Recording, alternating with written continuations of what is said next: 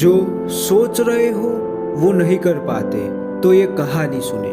महात्मा बुद्ध एक गांव में ठहरे हुए थे। वे प्रतिदिन शाम को वहां पर सत्संग करते थे। भक्तों की भीड़ होती थी क्योंकि उनके प्रवचनों से जीवन को सही दिशा का बोध प्राप्त होता था। बुद्ध की वाणी में गजब का जादू था। उनके शब्द श्रोता के दिल में उतर जाते थे। एक युवक प्रतिदिन बुद्ध का प्रवचन सुनता था। एक दिन जब प्रवचन समाप्त हो गए तो वह बुद्ध के पास गए और बोला, महाराज, मैं काफी दिनों से आपके प्रवचन सुन रहा हूँ, किंतु यहाँ से जाने के बाद मैं अपने गृहस्थ जीवन में वैसा सदाचरण नहीं कर पाता जैसा यहाँ से सुनकर जाता हूँ। इससे सत्संग के महत्व पर शंका भी होने लगती है।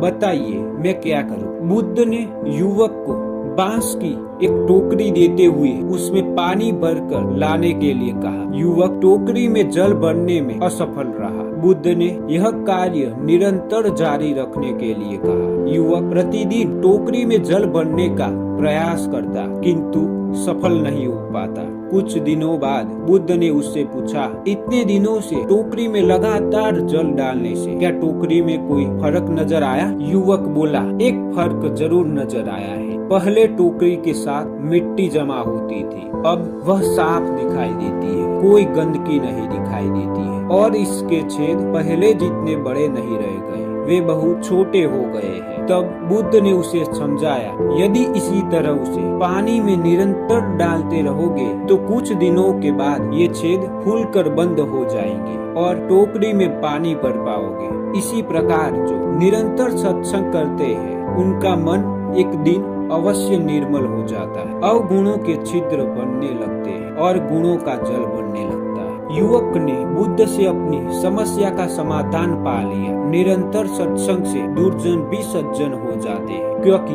महापुरुषों की पवित्र वाणी उनके मानसिक विकारों को दूर कर शुद्ध विचारों का आलोक प्रसारित कर देती है।